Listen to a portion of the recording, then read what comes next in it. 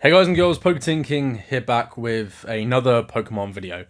So today we're going to talk a little bit about the Pokemon market, but also I wanted to kind of go into a little bit more in depth into, the questions that I get asked quite a lot by people that either watch the channel or people that I kind of see in groups on Facebook and Discord. Is it too late to get into Pokemon? They see the mad prices of certain things and they think, okay, well, it must all be like that. I've seen the boom. Is it inaccessible now? And the other side of that is, is it too late to collect or invest? So we're going to go through all that today. And we're going to talk a little bit about some first-hand accounts of some of the things that I've been doing recently that can kind of clarify that position a little bit more. So we are recording with the new tripod today. As you saw, it is done by Bluetooth, so I can just start, rather than having to, get up and stuff, I can just start filming. And I have managed to get another lead as well sorted for the camera, so I don't have the cable so close. The next thing will be lighting, that I want to try to get some better lighting in here. But, we're getting there. There is some progress. So in terms of Pokemon, obviously we're at the end of what we've had with this massive boom now. We've seen we're seeing a lot of movement in terms of 151 right now, but for the most part it's pretty stable. We've seen some of the cheapest prices for a lot of the Wizard of the Coast stuff, a lot of the modern stuff, a lot of the mid era that we had seen since 2019 and prior to the boom. Obviously the boom happened 2020 to 2022, and that was coupled with the fact that everyone was locked down due to the pandemic, so people were spending a lot of time inside, which meant that people were like, oh, okay, maybe I'll go back to this. And people had time to be on social media. They were playing video games. Warzone was big, Fortnite. But also, people got back into collectibles. That could be comic books. That could be vinyl, which has had a massive resurgence. And it can be, collectible card games like Pokemon. So Pokemon had that really big surgence. And then you had a lot of the big content creators, making a lot of content because they were inside. And then you had big names like Logan Paul got involved. And of course, all of the big names in Pokemon at the time were all just rushing to get involved with Logan Paul. They were like, oh, I do Pokemon, blah, blah, blah. And then you had all these big content creators, making content with him. You had Gary involved. You had Steve Aoki getting involved. Then you had Jason Page suddenly realised that, the theme song he sung 20 years ago that he didn't care about for 20 years. Oh, now he cares because it's relevant. Various degrees. And it just had all this massive boom. And 2016, we did have a boom because of Pokemon Go. Evolutions, it was the 20th anniversary. So we did have a micro boom as such. There's definitely a lot more involvement, but the market wasn't really massively driven for the most part, just because it wasn't enough. And then we had a lot of people speculating. Obviously, Hidden Fates in 2019 was a big thing anyway, and it kind of just added on to that. And we had box prices going absolutely mental. We had sealed, we had raw, we had graded, everything was going mental. And now we've kind of just got this normality that we've had for these past, year to two, where you can get boxes readily available for below RRP. So RRP in the UK is 144 a box. You can buy boxes for 110 to 100 to 110 at retail. And then if you go on places like TikTok Shop, you can get discounted vouchers where you can get boxes for £60, £80. And that's going to be a separate video that I want to talk about, because I don't think it's as good as I don't think it's the good news that people think it is. But now we're back to normality. And of course, we're having, the Magic Cart from Paldea Evolved. You've got the Greninja. We've got the Groudon as well from Paradox Rift. And then, of course, 151 has been doing really well. It's had countless restocks and reprints, but that is just in itself a kind of... Not only is it a special set anyway, because it is a holiday set, but obviously it's also kind of contained in itself. And I think there's a lot of people that are just doing 151 Master Set, or they're collecting 151. It's all Kanto, right? It's the original Pokemon. And I've talked about how I'd like to see a Johto one, Pokemon 251, which would also bring back even more demand for 151. So I think you really cannot go wrong with 151, whether it's Japanese or English. And we have had a recent announcement that there's going to be a reprint of the Japanese and there's a restock of English as well. So booster bundles have started coming in. I'd love to see more ETBs because they've just gone absolutely mental. A lot of the singles have gone mental as well. If you haven't seen the Charizard, the Venusaur, the Blastoise, a lot of the SARs, they've just gone, or the SIRs even, they've gone absolutely mental. And so it could be easy to watch that and go, well, look, I just, Pokemon's a bit much. Like, it's too expensive. There's too much going on. But, that's only one thing to kind of focus on here. And I trying to not get caught up in the FOMO and the hype of things. I always collected Japanese, and I stopped collecting Japanese when it got mad, and I just went back to English because it was more accessible. And now Japanese is cheaper. I'm collecting Japanese again. So I recently picked up the stamp box, the PSA 10 Pikachu, which is the art, which is just absolutely stunning card. It really is nice. I've got in a 9, I wanted it a 10. I have got a display kind of planned for this. So I've got the stamp box, I've got the Cramorant in the 10 as well. And I've also got the original art that I picked up from the Tokyo Museum back when I visited Japan last year. So, the plan was always to have 10s. And then this card actually went up really expensive. So the stamp box spiked. I'll put some photos up here of like recent sales. And the Pikachu spiked. The Cramorant did a bit, but the Cramorant kind of didn't as much because it's, kind of the lesser of the two. And then the Pikachu kind of went really mad, and it went up to about $500, which was, it kind of got to a point where I was like, I've got the 9. The Cramorant came back a 10, the Pikachu came a 9. And I thought, yeah, I want the Pikachu in a 10, but I just can't justify spending that much on it. And I've been keeping an eye on it again. I try not to FOMO these things. I've been keeping an eye on it. It was something that I was like, right, I want it. It'll hit a price point that I'm comfortable with. And it's floated, various degrees downwards now. And I picked this recently up for £300, which I felt was a very reasonable price, especially in the UK. The markets do differ around the world. If I'd gone to the US, I might have been able to pick it up. But for the most part, the sales globally were roughly around £280 to £320. That's translated from dollars as well, and euros for some of the sales that are in Europe. And I was like, right, I'm going to get in now. I'm comfortable with the price it's at. I don't really see it going very much cheaper than that. And there is the potential for it to uptick again. But I waited. I planned this back in January 2023.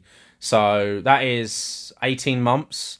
Well, actually, no, it's about 21 months. So it's not like I rushed for it. I waited. I was like, I'm not comfortable with the price it's at. I don't want to FOMO into it. I'm pretty confident that it's going to come to a price that I'm happy with. Because remember, everything kind of works almost, it comes full circle. So you'll often see these things that will go up, they'll spike for various reasons as to why. But they are eventually going to come back down because then people will move on to something else that's shiny or something else being pumped up by an influencer or, there's various degrees. There might be something that's linked with it as such. Like I said about Pokemon 251, if that did, 151 would spike because people will be like, okay, well, if they're doing Master Balls for this set, I want to make sure I try to get the Master Balls for the first one. So there are varying degrees as to why things can spike. But for the most part, if there's low supply and there's high demand as it comes in standard, that's when you're going to start seeing these spikes. There's plenty full of these stamp box Pikachus. Maybe I could have waited a little bit longer and snagged one on auction, but I was comfortable with the price, and I thought, I kind of wanted to pick it up. And that was the same with the PSA 10 Mew from Legend Maker. Some of you might be watching, that I've wanted that since 2019, 2018. Mirage Forest, actually. Legend Maker's the English, Mirage Forest is. But that's my favourite set, and I've always wanted the Mew, and I missed out on a few of them over the years because I wasn't willing to kind of go to that price, and it kept climbing and climbing and climbing. And I think copies sold for like £700-800 in the peak, and I was like, and there's that price memory, right? I'd seen it previously at 200-300, even 100, even 50. Yeah, things were cheap. And I just kind of hadn't pulled the trigger. And, I wasn't in the position in my life at the time to be able to fork out 300 quid for one card. Things have scaled the longer I've been in the game, for different reasons. Obviously, as I've got older, my, financial stability has changed. I've been able to kind of do that, allocate funds towards that. And it's important, really, to never go beyond your means at the end of the day. I think with anything, you need to be very smart about these decisions. When people, the FOMO, the fear of missing out, people make rash decisions. I always like to contemplate a purchase. So I like to leave it for a few days. Do I really want this? Is it really something that I want? If it is after a few days, then that's when I'll start maybe looking to pull the trigger. But I generally try to do a lot of research before I buy something. I don't like to, emotions are unfortunately human. I say unfortunately, but emotions are a trait that all of us possess as humans. And that can be a good thing, and sometimes it can be a bad thing, because we are likely linked to make emotional decisions when making purchases. There's a reason why when you order on Deliveroo, like ordering takeaway food, or if you go to a restaurant and you can order on their app rather than speaking to a person, your average spend per head is slightly higher. And obviously, I work in the hospitality industry.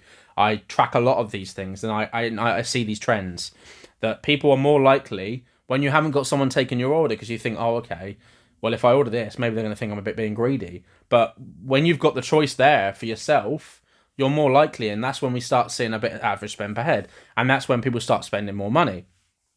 The accessibility, right, the availability of things at our hands, it changes things. So it's always really important to just be smart about the decisions we make. Look, I'm not saying every decision I've made has been right.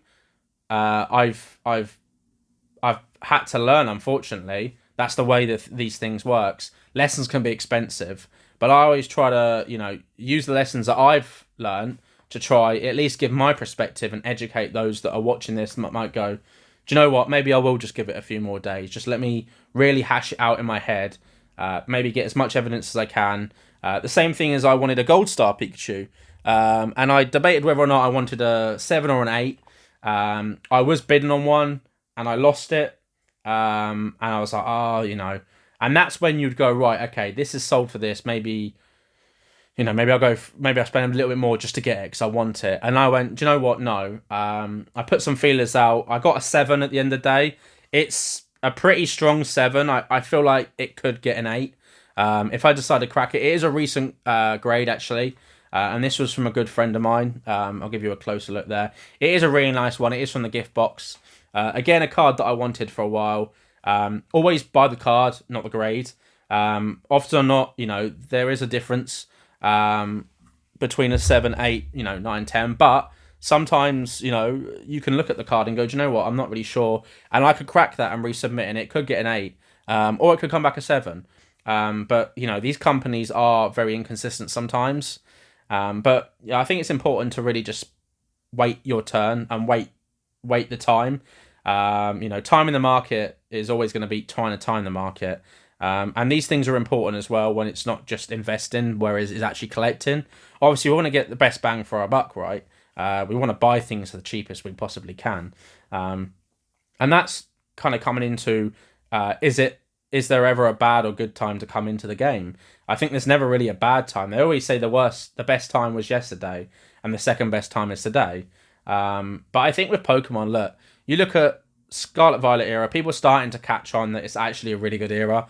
And if you look at those first 5, 6 sets compared to every generation previously, you'd be hard pressed to find many generations that were better than the sets that we've had. Okay, Scarlet Violet base is pretty naff, but if you compare that to like Sun and Moon base at the time, or Sword and Shield base at the time, or Black and White base, X and Y base, I really do think that Scarlet Violet, is up there with some of the best. Unfortunately, compared to the rest of Scarlet Violet. And remember, when you're going from Sword and Shield, so you're going from those absolute banger sets of, Evolving Skies, Lost Origins, Silver Tempest, and then you're going into Scarlet Violet base, okay, yeah, it's going to feel a bit rough. But then you got Paldea Evolved, and there's some really nice cards in that set. Paradox Rift, again, really nice set of cards. I would say Obsidian Flames is kind of a bit naff unless you're really into Charizards. Then it again, I always are very underwhelmed by the Charizard set. But if you like Charizards, then that's a good set for you. There is a lot in there.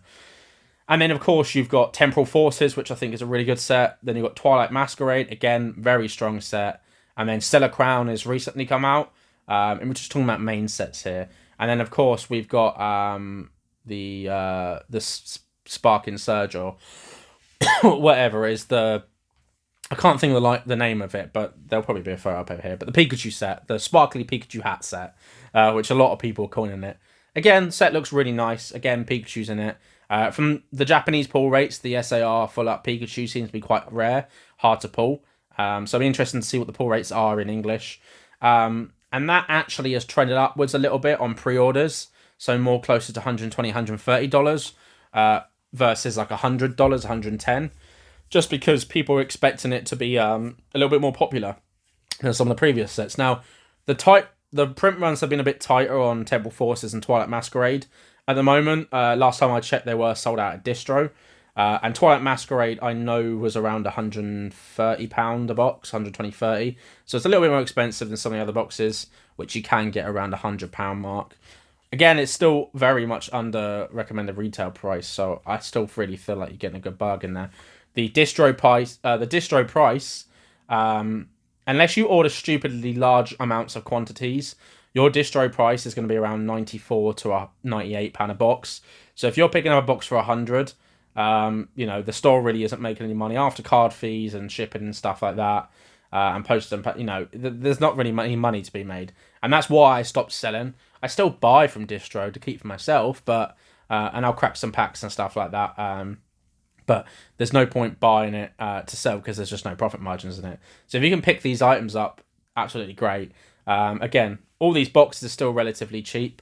Look, there's a lot out there, honestly. The mid-era has dropped down a lot. Japanese are really cheap. You can buy Japanese boxes for the same price for retail in Japan. It's mad. Like, I'm looking at this and I've got a shelf full of Japanese boxes and I haven't paid more than 30 quid for any of those boxes. It's great. It's how it used to be. And people always say, when I was talking about buying boxes before and they were like £28 a box, that's mad. Like, how'd you get it so cheap? And I'm like, well, that's retail. And now we're back to that, but people move back onto English and they don't care about Japanese. Even though Japanese is being reprinted to absolute mass, you can open up a box for £28, £30. You're going to get one main hit per box, potentially two, but it's still a really fun opening experience. And at that price point versus 100, 120, you can buy 4 boxes for the same price.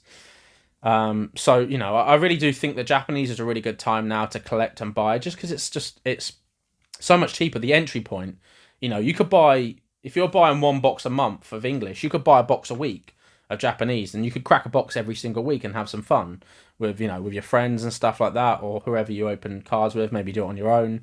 And you can. I mean, that means you can get packs for like £1 each, which is mad. A pack of Pokemon cards for £1, and it's a lot better than those fun packs that they do in the magazines and stuff, which don't have anything in them. So I don't really think there's ever a really bad time to buy into Pokemon. There's no time frame on here. I really feel like it's kind of like life, right? When you're getting into your 20s and stuff, and you really feel like you need to have everything figured out. But that's not the case. I think we're always learning. Every day's a school day. I'm 29. I recently turned 29, and that ever impending, okay, I'm almost 30 now, has kind of hit me, and there's been a wave of kind of don't know how I feel about that. But at the same time, all I'm looking at is this is a great opportunity to learn, to see what happens. What can I learn from this opportunity? And that is what it is. It's an opportunity. So Pokemon, just really spend time. Pick a couple of items that you really like, that you want to collect. Kind of a little bit focus on that. Maybe hyper-focus into them. I don't think that's a bad thing. I think binder collecting is back now. People are moving away from graded. I still like the graded. I like having my Pikachus graded. The only thing I really collect in Pokemon, honestly, right now is actually Pikachus. So that's why I don't really update very many purchases for my personal collection, because I'm not really buying anything for my personal collection. Like, you know, I mean, I've got another Pikachu here, which is from Legendary Shine Collection, the Japanese one, which is part of I think Legendary Treasures in English. But I think this was in a tin promo. But you know, and I really like these graded guard things. By the way, they're pretty neat. But the rest of it is, you know, some of these things that I collect Whismers as well.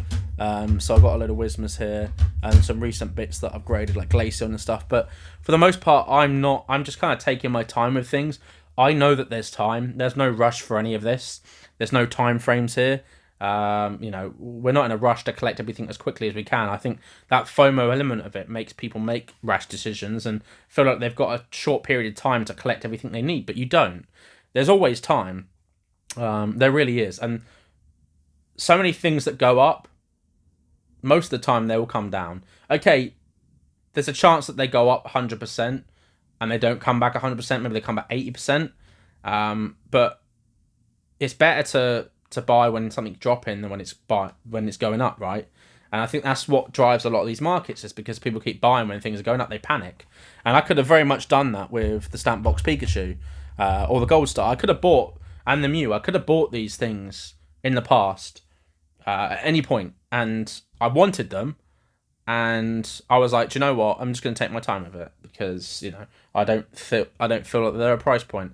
I think if you set a price point when you're buying, and if you set a price point when you're selling, it just makes things a little bit easier. You know, I buy this box for 50, I'm going to sell it 100. It hits 100, then that's not you going, well, maybe it hits 150, maybe it hits 200. Then just sell it at 100. You know, okay, I'm going to buy this at 200. It hits 200, then buy it. That way, it just makes things very simple, and there's none of that I'm in an erring kind of thing. There's that case of, right, well, I told myself I was going to buy at this price. I told myself I was going to sell at this price. And you've given yourself enough time to really sit on that. And I think that's just honestly the healthiest way to do it. So never feel like you have to rush. There really is a lot of time. I've been doing this long enough now. You know, as I said, I've been collecting Pokemon now for 23 years. I've been making content on Pokemon since I was 12 years old. So 17 years. So it's a long time. And I've recently looked back at some of my old videos and I cringe because, you know, I was 12, 13, 14 or whatever. You know, I always feel like I was trying to do everything back then. You know, I had a gaming channel, you know, I did walkthroughs and stuff. I had a comic book channel, a movie channel, a trading card channel, and then I had a collab channel with other content creators. You know, I was kind of trying to do everything there. But I've been in this long enough to kind of see where things where things go and how things happen. There is always time. And if you want to, you know, invest in the game, and I try to stray away a little bit from the term investment because I know it does irk at some people, but a lot of the content really is about the market, and a lot of it is focused on that collecting and investment. They are one of the same a lot of the time. But just buy a box of every set that comes out, keep it aside. Alternatively, buy a Pokemon Center ETB of every set, keep it aside. Don't just simply do. That would be my advice for you. Pokemon Center ETBs are doing very, very well. They get a significantly shorter print runs. You get the stamped Pokemon promo as well as the promo. You also get the extra packs, and the design on the ETB is ever so slightly different as well. Sometimes it's a lot better than other ones, but they perform a lot better because you can only get them through the Pokemon Center, and not everywhere in the world has access to a Pokemon Center. You have it in the UK. You don't have it in Europe. You have it in the UK. You have it in the US. And then Australia's Pokemon Center is actually just the US Pokemon Center. So they ship it over. So it's not really a proper Pokemon Center yet anyway. But there's only 2 technically online Pokemon Center. I know Canada as well, actually.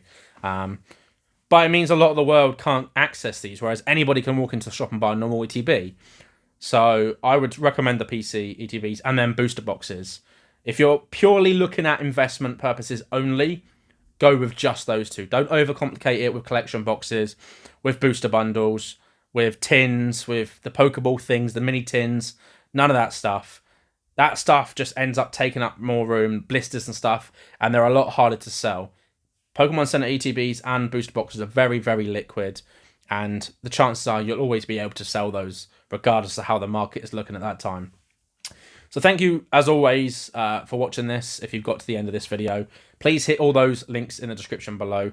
Check out the Discord that I have. I think we're close to 100. We're seeing quite a few people join the Discord recently, for various, I guess from these videos, right? Because I put the link in there.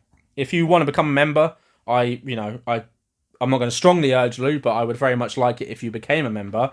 All content is put up 24 hours early. You also get multiple updates per month, which are exclusive to members, as well as getting a discount on the store. And those updates are stuff that I won't ever put up on the main channel. So thank you all for watching, as always, and have a great day.